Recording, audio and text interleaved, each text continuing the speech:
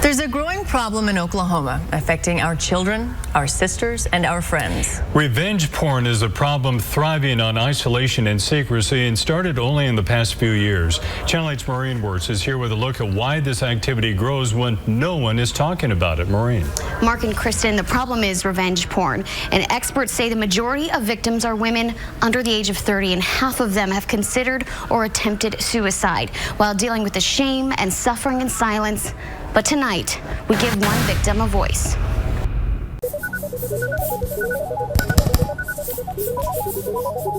I found a community of women who this is happening to as well. When we jump on the internet, surf Facebook, retweet, and Instagram, we carve out our social media trail, seeing what and who we can find.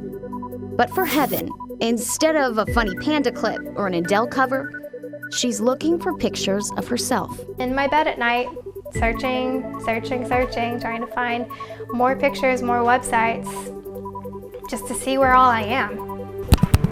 People are threatening me. From the safety of her home, Heaven shared her story with us. In front of her, a regular computer.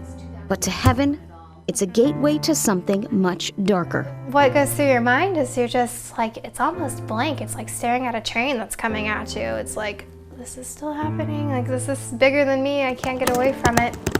I caught my girlfriend sleeping with her ex today, so I feel like the only good thing to do is give her naked pictures out on the internet. He says that it's her. These are some of the messages she gets from strangers every day. Since someone she once trusted posted naked photos of her online. People are telling you, send them more pictures or else. Now it's people she doesn't know who are creating folders of these photos, making sure they will never go away. I went to therapy because I was really suicidal. Heaven isn't alone. Revenge porn is becoming more common around the world. More daughters, sisters, and mothers have been victimized on more than 3,000 websites. Revenge porn is a term that includes anything from simple naked photos to sex tapes that were created with the understanding they were private and not to be shared. 26 states have made posting it against the law. Missing from that list, Oklahoma.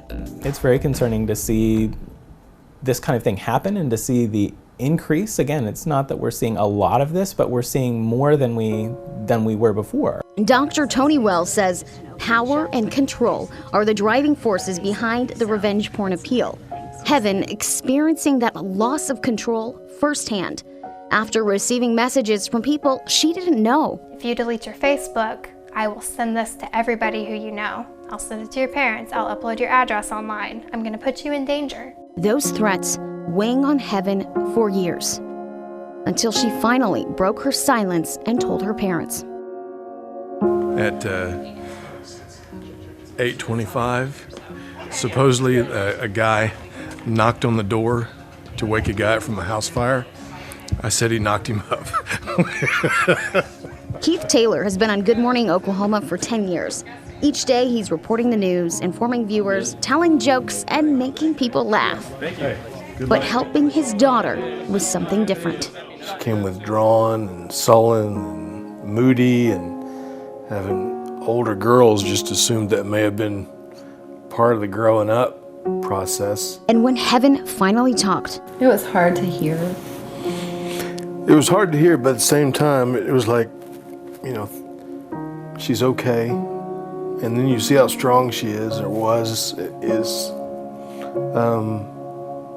She's amazing. And that's the kind of thing that can knock you down and put you going backwards, but she's come out stronger because of it. Come on. You look at her, she's running in slow motion. as reprehensible as this may seem, it's not against the law in Oklahoma, but one lawmaker is trying to change that.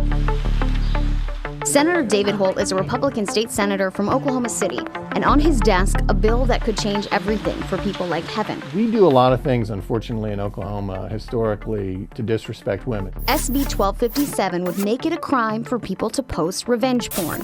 First offense, a misdemeanor. Second offense, a felony, with the possibility of jail time and a fine. And it's not ever the woman's fault, you know. it is absolutely the man's fault, and I think this law is making a statement to that effect. We went to State Senator Gary Stanislawski. Heaven lives in his district, and until recently, he had never heard of revenge porn. I had no idea. Now, he says he'll be adding one important thing to the bill: his name. My first impression when I learned more about the stories that's going on, I get angry. As Heaven waits out the legislative process, she's doing one thing to help other women like her. And it starts with sending a difficult Facebook message. This is not because of me, but I feel like I should tell you, and I hate to be the bearer of bad news, and this isn't bad news, this is horrible news, but someone that you trusted betrayed your trust. She says she offers victims the tools she's used to cope and reminds them of one key word there: victim. Family members have asked me, well, why did you? Who the hell cares why I did anything? Why did he post these? There should be laws in place. Keith and Rhonda proud to sit down and share with us their daughter's strength. But does it support Heaven? Yes.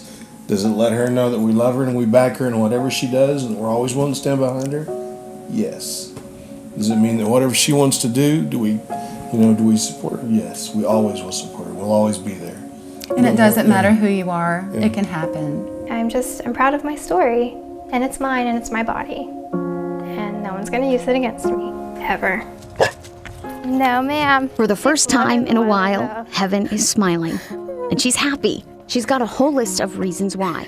Her family, love, and finally, she's got her power back.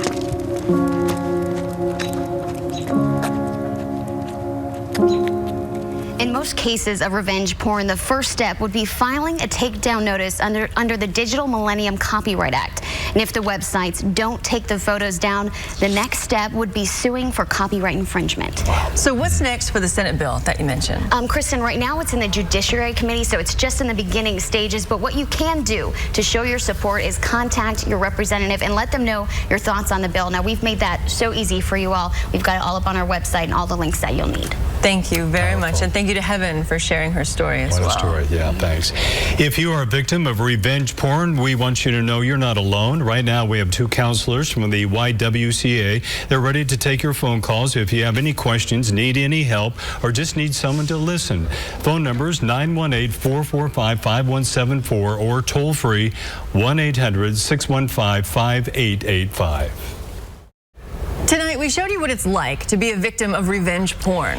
Let's check in now with Maureen Wirtz and our experts about the response they're seeing to this growing problem. Maureen. Mark and Kristen, we've already had a couple of phone calls here. People curious, kind of trying to figure out more information. Right now I have Mana with me. She's with the YWCA, and I want to know, why did you guys want to come out here and really just show your support for this?